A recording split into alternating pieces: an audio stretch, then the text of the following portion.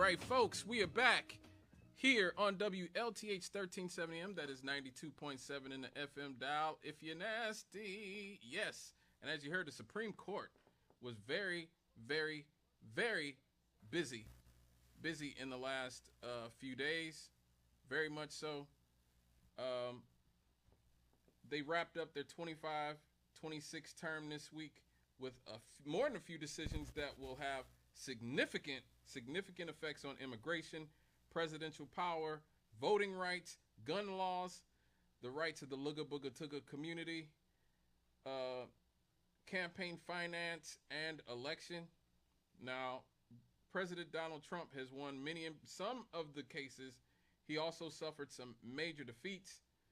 Now, the biggest rulings, probably number one, was birthright citizenship. This is one of the times I kind of agree with Donald Trump. I know, you might want to note that down. I don't always agree with him on many things, but the fact of the matter is, the point of birthright citizenship was for legacy black Americans. That's why it was enacted right after slavery. It was to make us citizens. Matter of fact, they didn't even consider Native American citizens until I believe the 1970s or something. Like maybe it was the 1920s when Native Americans became full citizens of the United States. It was specifically for us, legacy black Americans. It was not intended for everybody from around the world to bring their anchor babies and drop them, at least in my opinion. But the Supreme Court disagreed. They ruled that President Donald Trump's executive order attempting to end birthright citizenship is unconstitutional. That means that anyone born in the United States, with narrow historical exceptions like children of foreign diplomats, will remain a U.S. citizen under the 14th Amendment. A president cannot change the Constitution through an executive order. That is true. And millions of future children in the U.S. will continue to receive citizenship automatically, which I think is bad, but that's just me. The big winners were obviously immigrant rights groups, constitutional scholars supporting the traditional interpretation of the 14th Amendment.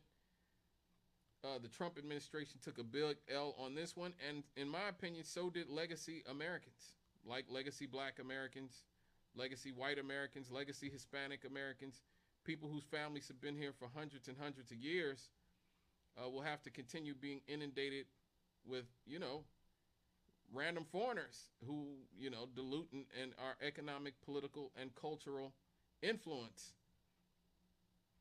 And, again, it's not really, I know in this modern day, this is seen as a right-wing stance, but I always have to remind people, you go back through the 20th century, you look at people like A. Philip Randolph, the greatest black leader in this country in the first half of the 20th century. He wrote Immigrant Indigestion in 1935. Immigrant indigestion, like legit. That's what he called it. He called it immigrant indigestion at that point. This is his quote. Instead of reducing immigration to 2% of the 1890 quota, we favor reducing it to nothing. We favor shutting out the Germans from Germany, the Italians from Italy, the Hindus from India, the Chinese from China, and even the Negroes from the West Indies. This country is suffering from immigrant indigestion. That's the man who organized the March on Washington, by the way. A. Philip Randolph, one of my heroes. But hey, again, it is what it is. You have, millions of people who have found a way, it's sort of a loophole to make their children citizens. And like I said, be able to dilute the economic, political, and cultural influence of legacy Americans. Also, the court ruled on presidential power over independent agencies. The court overturned much of the 90-year-old precedent from Humphrey's executor, allowing presidents much broader authority to remove leaders of independent federal agencies.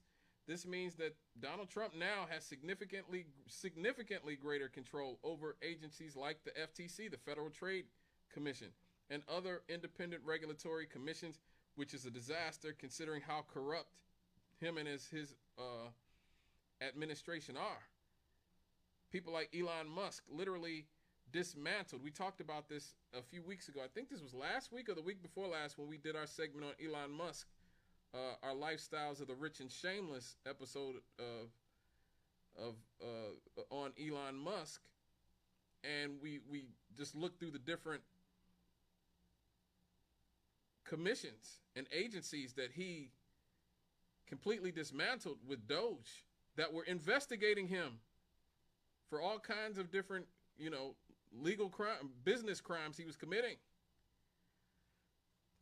So now, you have the president who's able to essentially gut the FTC or do whatever he wants when it comes to, or at least has significantly greater control over these different commissions. Also, the court largely did side with the Trump administration on some immigration disputes. They said that they can allow stricter asylum policies, which I agree with, permitted ending temporary protected status for some groups, like a lot of those Haitians, expanded immigration officials' authorities in certain cases involving lawful permanent residents returning to the U.S. They just drew the line at birthright citizenship, rejecting that executive order. And probably the one that's gotten maybe the most press because the corporate media, the liberal media, likes to distract us with these types of culture war disputes, and the conservative media too. The liberal and the conservative media distract us with these types of, in my opinion, non-issues to keep us from really doing what we need to do and fighting the class war and being more class conscious with our neighbors here in not just Northwest Indiana, but around the country. These people will do anything to keep us from fighting the class war, including distracting us with transgender athletes. So a court upheld laws in West Virginia and Idaho restricting transgender girls from competing in girls' school sports. What it means is that states can continue to enforce those laws, that the decision does not, but it does not create a nationwide ban. It does not say transgender people have no constitutional protections generally, but it is expected to make it easier for other states to defend similar laws. Look, I personally, like I said, it's a free country. I'm pro letting adults be adults. I don't support allowing children to decide what gender they are any more than I believe that you should let your kids decide what to eat for dinner. You give them a false choice. You say, hey, you can have, liver or you can have lamb chops. But you don't let them say, I want to eat cake for dinner. I want to eat candy for dinner, because they would. They're kids. I don't believe that people who can't drink, who can't drive, who can't smoke, who can't get married, who can't vote, all of a sudden we should start listening to them because they feel like they're a girl or a boy or whatever. That's just my opinion. And I definitely don't think that we should see young men dressed as women or presenting as women competing in women's sports, or vice versa. I don't think we should be letting women presenting as men, play in men's sports. They will get hurt, okay? Like, they will mostly get hurt because men and women have totally different physiology. We do. We just do. That's just a fact. That's why there's a WNBA and an NBA. If you don't believe that there's a difference between men and women, then let Asia Wilson and Caitlin Clark and them try to make an NBA roster. Let them try to compete with Jalen Brunson and, Anthony Davis in the NBA and see how that works out for them. Men and women have totally different physiology, And so I don't believe that they should be competing. But again, I don't think that this is an issue big enough for us to be wasting too much time with, and particularly our courts wasting time with. But again, like I say, the liberals and the conservatives will do anything to keep us distracted and keep us from fighting the class war. So the Supreme Court had to rule on this. They also ruled on voting rights. the court issued decisions narrowing some of the protections under the Federal Voting Rights Act. Of course, just gutted some more. Um, Supporters are arguing that states should have greater authority over election administration. And now these rulings make it harder to challenge discriminatory voting practices in court. They've done that. And in terms of campaign finance, the court struck down limits on coordinated spending between political powers and their candidates. This might be the single most important of all of these rulings. National parties can now spend much more in coordination with candidates. Wow. Political parties may have greater influence over campaigns.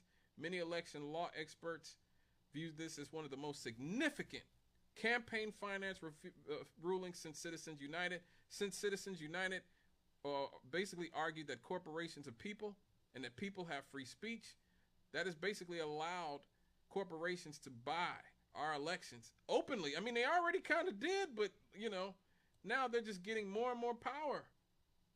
The elites are taking more and more power. They have more financial power over all of us. And this is sort of where we're at now. They also ruled on gun rights. The court continued expanding Second Amendment protections. Major rulings included striking down a Hawaii law restricting carrying firearms on private property open to the public, limiting the reach of a federal prohibition on firearm possession by unlawful drug users. Good Lord. The court also signaled interest in future cases involving AR-15 bans, magazine capacity limits, age restrictions on handgun purchases. Look, I am no fan of Charlie Kirk whatsoever. But one thing he did say that was true. When you have as many guns in this country as we have, there's going to be a certain amount of death and destruction that comes with that. And Americans just have to sort of live with that if we are going to continue to have guns. It's unfortunate to say. All we can do is try to essentially nibble around the edges. We can do, like I said, what much of the world does and what we used to do. I don't even just want to talk about the rest of the world, what we used to do. And empower workers, empower the poor, improve our communities so that you have less drug addicts, less alcoholics, less domestic violence. We can have less of those types of things that creates sort of the type of mass violence that you see in this country, broken families, broken communities. We can deal with mental health issues. There's a lot of people walking around with anxiety, depression, bipolar disorder, schizophrenia, especially since Reagan and his like started closing mental hospitals back in the 70s and 80s. We have a lot of people walking the streets now. A lot of the homeless, we talked about in the first segment, shouldn't be on the streets. We should either give them a home where they could stay and be away from everybody else, or some of these people need to be in mental facilities. And so that's pretty much all we're going to be able to do when it comes to dealing with things like crime. But we're not going to be able to completely stop gun deaths in this country as long as we have the type of loose gun laws that we have, especially in states like Indiana, which is the rootinest, shootinest state in the union. They also ruled on mail-in ballots. In Watson v. Republican National Committee, the court ruled that federal election day laws do not prohibit states from counting absentee ballots that are postmarked by Election Day but arrive afterwards if state law allows it. What that means is that states retain flexibility to count certain late arriving mail ballots. This preserves practices used in several states. So overall, the winners were President Trump on executive power, because he did expand his executive power. Also gun rights advocates and a lot of the social conservatives who have taken the transgender girls and boys and girls sports thing to the outer limits. You know, like I said, to distract us from the class war. And of course, political parties seeking fewer campaign finance restrictions. The losers were the Trump administration on birthright citizenship. That was a major one. Advocates of stronger independent federal agencies. The immigrant rights advocates won in the birthright citizenship fight, but they lost in immigrant enforcement cases. And a lot of the LGBTQRSTUV advocates in transgender sports cases, they were also big losers. And campaign finance reform advocates, that's really what we need in this country. We need to get money out of politics, folks. We really do. As long as we have money polluting our politics, this is going to get worse. This is going to get worse. And this is why a lot of people are running towards the democratic socialists and more progressive leftist parties, because as I've been saying since I've been here at this radio station, if the Democrats are not going to give the working classes a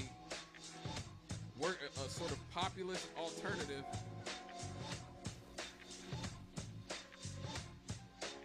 then a lot of those working class people are going to go to Donald Trump.